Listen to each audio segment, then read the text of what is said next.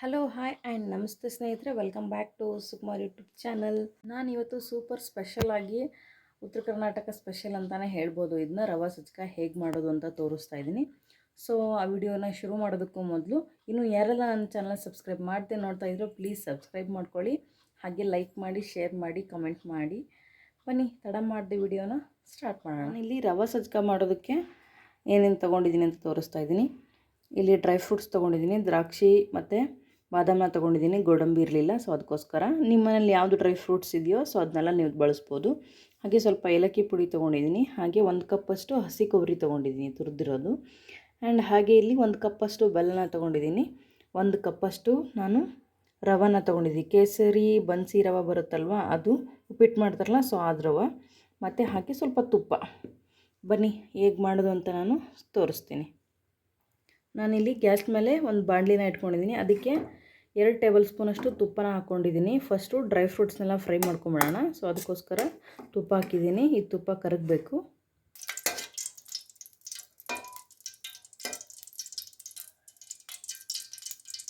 ತುಪ್ಪ ಇವಾಗ ಕರಗಿದೆ. ಸೊ ಇದಕ್ಕೆ ನಾನು ಇವಾಗ ಡ್ರೈ ಫ್ರೂಟ್ಸ್ನ ಹಾಕ್ಕೋತೀನಿ. ಮೊದಲು ಕಟ್ ಮಾಡಿ ಇಟ್ಕೊಂಡಿರೋವಂಥ ಬಾದಾಮನ್ನ ಹಾಕ್ಕೋತಾ ಇದ್ದೀನಿ. ಕಟ್ ಮಾಡಿ ಇಟ್ಕೊಂಡಿದ್ದೆ ನಾನು ಈ ಬಾದಾಮನ್ನ. ಸೊ ಅದಕ್ಕೋಸ್ಕರ ಫಸ್ಟು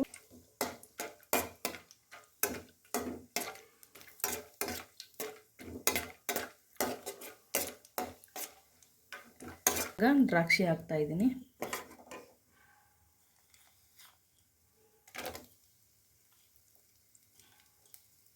ದ್ರಾಕ್ಷಿನೂ ಅಷ್ಟೇ ನೀಟಾಗಿ ಫ್ರೈ ಮಾಡ್ಕೊಳ್ಳಿ.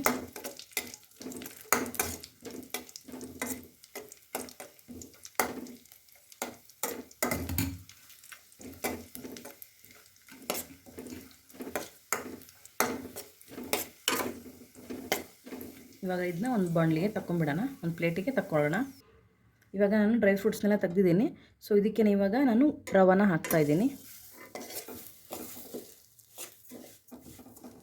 ಇದು ನಿಧಾನಕ್ಕೆ ಫ್ರೈ ಮಾಡಬೇಕು.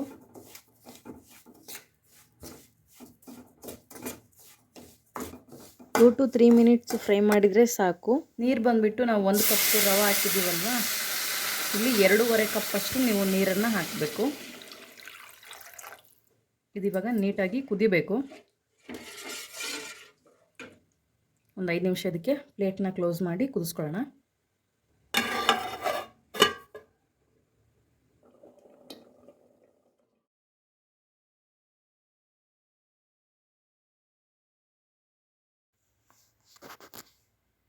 ಇವಾಗ 5 ನಿಮಿಷ ಆಗಿದೆ. ನಾನು ಓಪನ್ ಮಾಡ್ತಾ ಇದ್ದೀನಿ. ನೋಡಿ, ನೀರು ಸ್ವಲ್ಪ ಜಾಸ್ತಿ ಹಾಕಿರೋದ್ರಿಂದ, ನೀರು ಸ್ವಲ್ಪ ಜಾಸ್ತಿ ಇರೋದ್ರಿಂದನೇ ಮೇಲ್ಗಡೆ ಸ್ವಲ್ಪ ನೀರು ಇರುತ್ತೆ. ಸೊ ಇವಾಗ ನಾನು ಇದಕ್ಕೆ ಬೆಲ್ಲನ ಹಾಕ್ತಾ ಇದ್ದೀನಿ.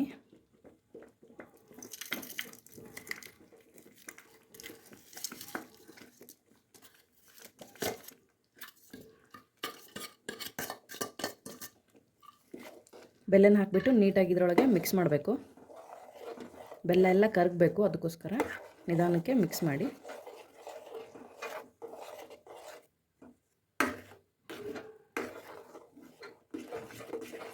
ನೋಡಿ, ಇವಾಗ ಬೆಲ್ಲ ಎಲ್ಲ ನೀಟಾಗಿ ಕರಗ್ತಾ ಇದೆ. ಸೊ ಕಲರ್ ಚೇಂಜ್ ಆಗ್ತಾ ಇದೆ, ನಿಮಗೆ ಕಾಣಿಸ್ತಾ ಇದೆ ನೋಡಿ.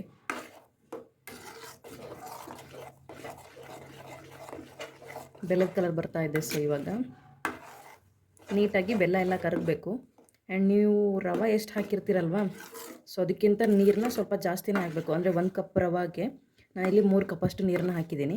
ಯಾಕೆ ಅಂತಂದರೆ ಇದು ಆರಿದ ಮೇಲೆ ತುಂಬಾ ಗಟ್ಟಿಯಾಗಿ, ಸ್ವಲ್ಪ ಜಾಸ್ತಿ ಹಾಕಿದರೆ ಇದು ಸ್ಮೂತಾಗಿರುತ್ತೆ ಆ್ಯಂಡ್ ಮೆತ್ತಗೆ ಇರುತ್ತೆ. ತುಂಬ ಗಟ್ಟಿ ಅಂತ ಅನಿಸೋದಿಲ್ಲ. ಅದಕ್ಕೋಸ್ಕರ ಸ್ವಲ್ಪ ನೀರನ್ನ ಜಾಸ್ತಿ ಹಾಕಿನೇ ಬೇಯಿಸ್ಕೊಳ್ಳಿ. ನೀವು ಬೆಲ್ಲನ ಕರಗಿಸ್ಬಿಟ್ಟು ಕೂಡ ಹಾಕ್ಬೋದು. ನಾನಿಲ್ಲಿ ಡೈರೆಕ್ಟಾಗಿಯೇ ಹಾಕಿದ್ದೀನಿ. ನಿಮಗೇನಾದರೂ ಬೆಲ್ಲ ತುಂಬ ಗಲೀಜಿದೆ ಅಂತ ಅನಿಸಿದರೆ ನೀವು ಬೇರೆ ಕಾಯಿಸಿ ಬೆಲ್ಲನ ಸೋಸಿ ಹಾಕಬೇಕು.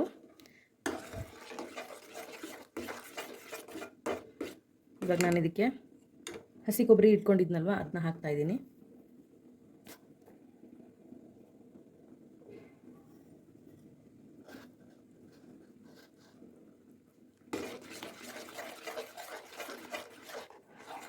ಇದು ಹಸಿ ಕೊಬ್ಬರಿ ಹಾಕಿರೋದ್ರಿಂದ ಟೇಸ್ಟ್ ತುಂಬ ಚೆನ್ನಾಗಿರುತ್ತೆ. ನೀವು ಬೇಕಿದ್ರೆ ಒಣ ಕೊಬ್ಬರಿನೂ ಕೂಡ ಹಾಕೋಬೋದು.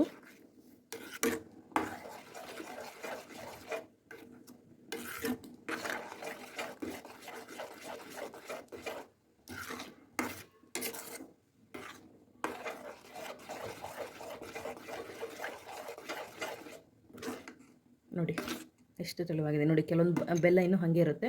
ಸೊ ಅದಕ್ಕೆ ನೀಟಾಗಿ ಕೈ ಆಡಿಸಿ ಕರಗಿಸ್ಕೋಬೇಕು.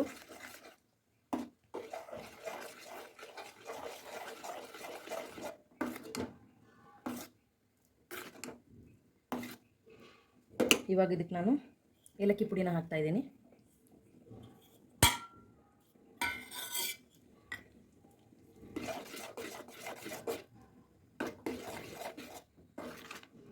ಹಾಗೆಯೇ ಇವಾಗ ಇದಕ್ಕೆ ನಾನು ಒಂದು ಚಿಟಿಗೆಯಷ್ಟು ಉಪ್ಪನ್ನು ಹಾಕ್ತಾಯಿದ್ದೀನಿ. ಒಂದು ಚಿಟಿಗೆಯಷ್ಟು ಉಪ್ಪನ್ನು ಹಾಕೋದ್ರಿಂದ ಸ್ವೀಟು ಟೇಸ್ಟ್ ತುಂಬ ಚೆನ್ನಾಗಿರುತ್ತೆ. ಅದಕ್ಕೋಸ್ಕರ ತುಂಬ ಅಲ್ಲ, ಒಂದು ಚಿಟಿಗೆಯಷ್ಟು ಹಾಕಿದರೆ ಸಾಕು. ಸೊ ಇದಿವಾಗ ಬೆಲ್ಲ ಪೂರ್ತಿ ಕರಗಿದೆ, ಕುದಿಯೋಕ್ಕೆ ಶುರುವಾಗಿದೆ. ಇವಾಗ ನನಗೆ ಫೈನಲಾಗಿ ನಾನು ಡ್ರೈ ಫ್ರೂಟ್ಸ್ನೇನು ಫ್ರೈ ಮಾಡಿಟ್ಕೊಂಡಿದ್ನಲ್ವ ಅದನ್ನ ಹಾಕ್ತಾಯಿದ್ದೀನಿ.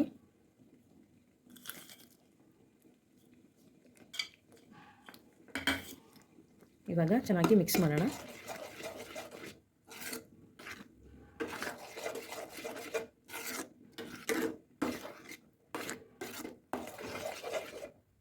ಇದನ್ನು ದೇವ್ರ ಪ್ರಸಾದಕ್ಕೂ ಕೂಡ ನೀವು ಬಳಸ್ಕೋಬೋದು. ಅರ್ಜೆಂಟಿಗೆ ಮನೇಲಿ ಯಾರಾದರೂ ಬಂದರೆ ಈ ರೀತಿ ಸ್ವೀಟ್ ಕೂಡ ಮಾಡ್ಬೋದು. ಆ್ಯಂಡ್ ಇದರಲ್ಲಿ ಇನ್ನೊಂದೇನು ಅಂದರೆ ರವಾ ಹೋಳಿಗೆನೂ ಕೂಡ ಇದೇ ರೀತಿಯೇ ಮಾಡೋದು. ಬಟ್ ಇಲ್ಲಿ ನಾನು ನೀರು ಜಾಸ್ತಿ ಹಾಕಿರೋದ್ರಿಂದ ನೀವು ಆವಾಗ ನೀರನ್ನು ಸ್ವಲ್ಪ ಕಡಿಮೆ ಹಾಕೋಬೇಕು ಹೋಳಿಗೆ ಮಾಡೋವಾಗಿದ್ದರೆ.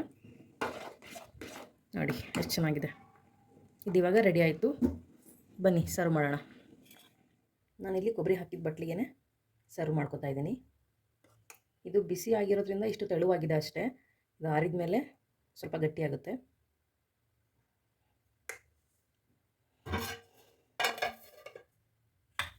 ಇದರ ಮೇಲ್ಗಡೆ ನಾನಿಲ್ಲಿ ಡ್ರೈ ಫ್ರೂಟ್ಸ್ನ ಹಾಕ್ತಾಯಿದ್ದೀನಿ.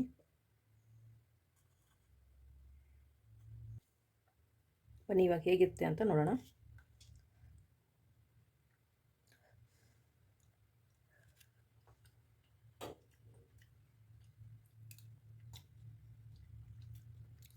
ಟೇಸ್ಟ್ ಅಂತೂ ತುಂಬ ಚೆನ್ನಾಗಿದೆ. ಆ್ಯಂಡ್ ಸ್ವೀಟ್ ಕೂಡ ಅಷ್ಟೇ ಪರ್ಫೆಕ್ಟ್ ಆಗಿದೆ. ಸೊ ನಿಮಗೇನಾದರೂ ಸ್ವೀಟ್ ಕಡಿಮೆ ಆಗಿದೆ ಅಂತ ಅನಿಸಿದ್ರೆ ನೀವು ಮತ್ತೆ ಸ್ವಲ್ಪ ಬೆಲ್ಲನ ಆ್ಯಡ್ ಮಾಡ್ಕೋಬೋದು. ಒಂದು ಸತಿ ಟ್ರೈ ಮಾಡಿ, ನಿಮಗೂ ಇಷ್ಟ ಆಗುತ್ತೆ. ಆ್ಯಂಡ್ ದಿಢೀರ್ ಅಂತ ಹೇಳಿ ಮಾಡ್ಕೊಳ್ಳೋಕ್ಕೂ ಚೆನ್ನಾಗಿದೆ. ಆ್ಯಂಡ್ ದೇವ್ರ ಪ್ರಸಾದಕ್ಕೂ ಕೂಡ ನೀವು ಇದನ್ನ ಮಾಡ್ಕೋಬೋದು. ಸೊ ಇವತ್ತಿನ ವಿಡಿಯೋ ನಿಮಗೆ ಇಷ್ಟ ಆಗಿದೆ ಅಂತ ಭಾವಿಸ್ತಾ ಇದ್ದೀನಿ. ನಾಳೆ ಇನ್ನೊಂದು ವಿಡಿಯೋದೊಂದಿಗೆ ಮತ್ತೆ ಸಿಗ್ತೀನಿ. ಅಲ್ಲಿವರೆಗೂ take care, bye. Thank you.